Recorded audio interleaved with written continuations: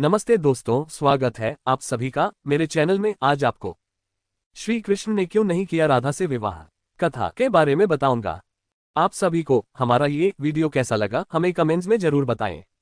दोस्तों, मेरे चैनल को लाइक और सब्सक्राइब करना न भूलें। श्री कृष्ण ने क्यों नहीं किया राधा से विवाह। श्री कृष्ण को भगवान विष्णु का अवतार माना जाता है। श्री कृष्ण को हिंदू धर्म के लोग प्रेम के प्रतीक के रूप पूजते हैं। राधा कृष्ण को एक प्रेमी जोड़े के रूप में जाना जाता है। ऐसा माना जाता है कि ये दोनों एक दूसरे से बहुत प्रेम करते थे। तो फिर सवाल ये उठता है कि राधा कृष्ण ने एक दूसरे से शादी क्यों नहीं की। तो चलिए आज हम आपको बताते हैं कि क्या वाकई राधा कृष्ण एक होकर भी एक नहीं हो सके।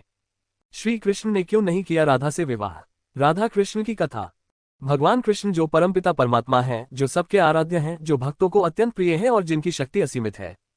भगवान कृष्ण की लीलाएं जानने के लिए हम सदैव उत्सुक रहते हैं। इस संसार में जब जब प्रेम कहानियों की चर्चा हुई है, भगवान कृष्ण तथा उनकी प्रेयसी जो उनका ही भाग है, राधा का नाम सबसे पहले लिया जाता है। परंतु इस विषय में एक प्रश्न सदैव उठता रहा है कि कृष्ण और राधा विवाह के बंधन में क्यों नहीं बंधे। इस प्रश्न के विषय में अलग अलग लोगों के अलग अलग विचार हैं। राधा कृष्ण की अलौकिक प्रेम कहानी। पौराणिक कथाओं में राधा कृष्ण की अलौकिक प्रेम कहानी का विस्तृत वर्णन है, जहां एक ओर कृष्ण को एक कूटनीतिज्ञ तथा प्रेमी के रूप में वर्णित किया गया है, वहीं दूसरी ओर राधा को सदा कृष्ण प्रेम में रमी हुई प्रेमिका के तौर पर दर्शाया गया है। ये बात सर्वोपरि है कि राधा कृष्ण की प्रेम कहानी बचपन में ही आरंभ हो गई थी। ये सत्य है कि प्रेम और उम्र का कोई संबंध नहीं है। उम्र बढ़ने के साथ उनका प्रेम पनपता रहा, परंतु उनका अलग हो जाना ही नियति का निर्णय था। राधा रानी तथा कृष्ण का केवल प्रेम का ही नहीं अपितु आध्यात्मिक संबंध भी था। यहाँ हम आपको भगवान कृष्ण से जुड़े कुछ ऐसे आध्यात्मिक सत्य बताएंगे जो बहुत कम लोगों को ज्ञात है। राधा कृष्ण का विवाह। जहां तक कि राधा कृष्ण के विवाह का प्रश्न है, तो क्या ये सत्य है कि वे इस बंधन में नहीं बंधे? शायद नहीं। भगवान कृष्ण तथा राधा रानी का विवाह स्वयं ब्रह्मा जी ने ही करवाया था। पुराणों के अनुसार एक बार श्री कृष्ण नंद बाबा की गोद में बचपन का आनंद उठा रहे थे। आकाश में तूफान के साथ बिजली कड़क उठी। नंद बाबा को किसी शक्ति का आभास हुआ। आपको जानकर आश्चर्य होगा कि ये शक्ति स्वयं राधा रानी ही थी। राधा के आने के पश्चात कृष्ण ने बाल रूप से किशोर रूप धारण किया। ब्रह्मा जी ने इसी समय राधा कृष्ण का विवाह कराया। विवाह के समय राधा रानी की सखियां ललिता तथा विशाखा भी उपस्थित थे। विवाह के पश्चात ब्रह्मा, राधा, विशाखा एवं ललिता अंतर्ध्यान हो गए तथा कृष्ण भगवान अपने मूल रूप यानी बाल रूप में वापस आ गए। दूसरे उल्लेख में एक तरफ राधा से विवाह के लिए भगवान कृष्ण का आग्रह था और दूसरी तरफ यशोदा और नंद की मर्यादा।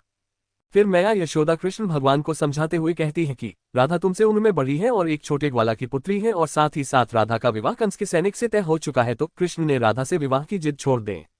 माता यशोदा के समझाने पर भी जब श्री कृष्ण हट करते हैं तो वह अपनी चिंता नंद बाबा को बताती हैं। नंद बाबा अपने पुत्र को लेकर गर्गाचार्य और संदीपनी ऋषि के आश्रम में जाते हैं। फिर संदीपनी ऋषि भगवान कृष्ण को समझाते हैं कि उनका जन्म धर्म की रक्षा के लिए हुआ है और वह अपने लक्ष्य से बिल्कुल न भटके। फिर कृष्ण ने अपने गुरु से कहा उनका मन गांव ग्वाल जंगल में ही लगता है और वह वही रहना चाहते हैं।